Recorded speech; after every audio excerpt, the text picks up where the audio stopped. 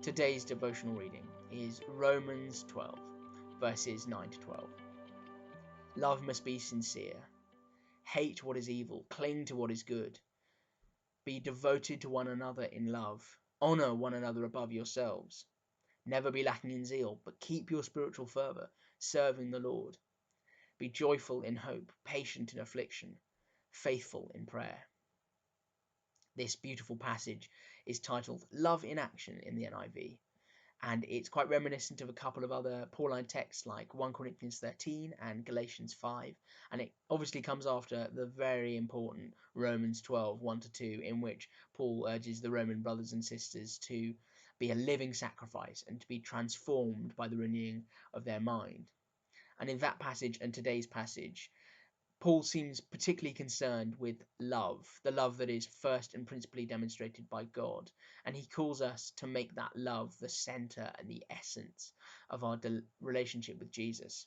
The preceding verses talk about how that love affects our relationship with God, and these passages are concerned with how that love affects our relationships with one another.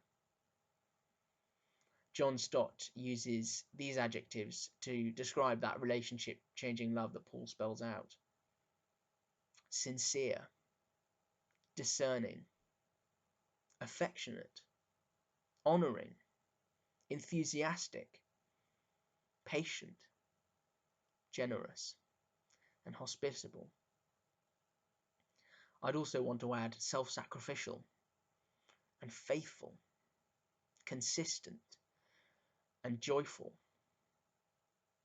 Of course, some of these adjectives will overlap in practical terms, and more importantly, perhaps, this seems like an impossibly hard life to live.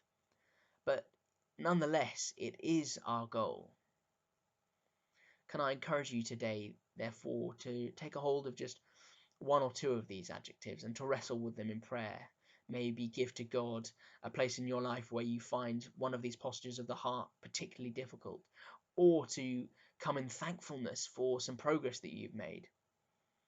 Either way, and I'm sure we'll need to do both, may you be transformed by the renewing of your mind.